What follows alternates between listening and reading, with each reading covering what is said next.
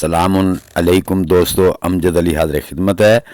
آج میں آپ کو ایک ایسی انسیکٹیسائیڈ بنانے کا طریقہ بتانے والا ہوں جو آپ 5 منٹ میں بنا سکتے ہیں۔ اس پہ آپ کا 1 روپیہ بھی خرچ نہیں آئے گا، لیکن اس کے فائدے بے شمار ہوں گے۔ جس چیز سے یہ انسیکٹیسائیڈ بنانی ہے اس چیز کو آپ اپنے گارڈن میں 3 الگ الگ طریقوں سے استعمال کر سکتے ہیں۔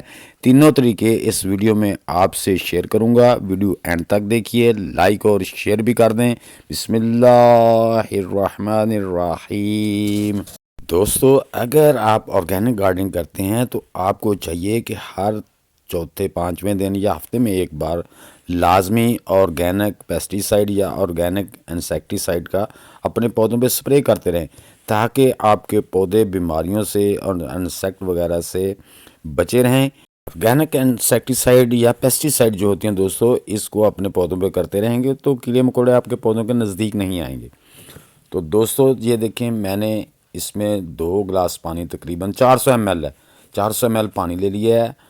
اب جو ہم نے انسیکٹیسائیڈ گھر میں تیار کی ہے وہ اس میں ملائیں گے۔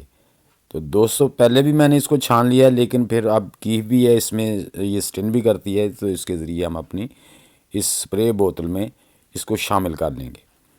تو دوستو اس کو آپ خالص پیور بھی اس طرح سے بھی آپ دے سکتے ہیں جیسے تھی نا، اس میں پانی ملانے کی بھی ضرورت نہیں ہے، کیونکہ آرگینک کوئی بھی پیسٹیسائیڈ آپ کے پودوں کو کوئی نقصان نہیں دیتی۔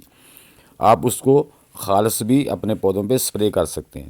دوستو یہ دیکھیں، اس طرح سے اس کا کلر آ جائے گا۔ میں نے بوتل میں ڈال رہی ہے، اب پمپ لگائیں گے۔ پمپ لگا کے اپنے تمام پودوں پہ اس کا سپرے کر دیں گے، یعنی کہ جتنے بھی آپ کے پودے ہیں ان پہ انسیکٹ کا حملہ ہے یا نہیں ہے۔ لیکن آج کل دوستو سردی ہے اور سورج بھی نہیں نکل رہا، اس وجہ سے ہمارے پودوں پہ جو ہے نا ایفڈ کا اور وائٹ فلائی کا، یعنی کہ سبز تیلا، کالا تیلا، پیلا تیلا، یہ بہت 3-4 قسم کے ہوتے ہیں۔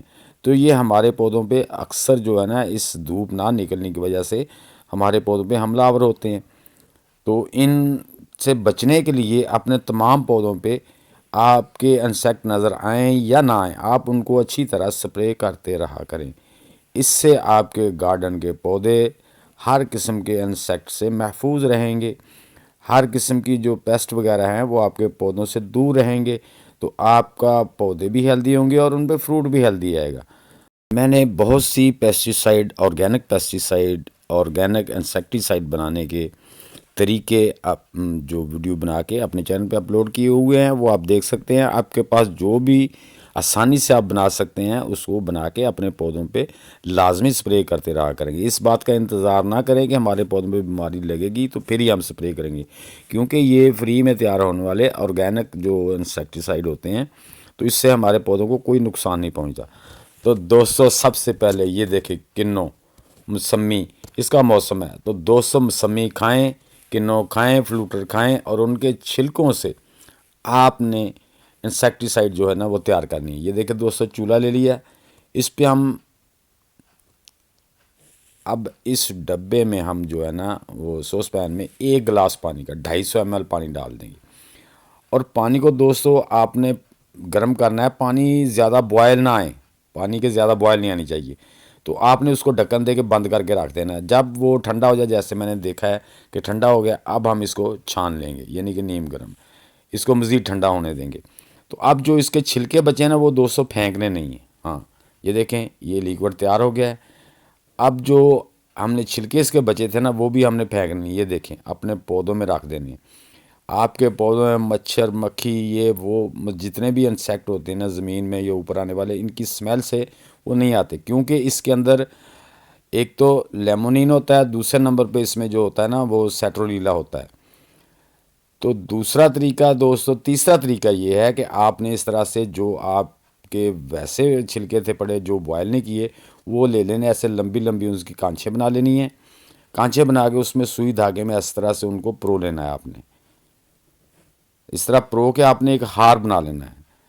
تو اس کو کیا کرنا ہے، اس کا بھی میں آپ کو آگے چل کے دکھاتا ہوں۔ اس کو کیا کرنا ہے، اس طرح سے آپ نے سوئی دھاگے میں ہار بنا لینا ہے، یا آپ گٹھوں کی شکل میں بھی پودے پہ یعنی کہ اس کو بنا سکتے ہیں۔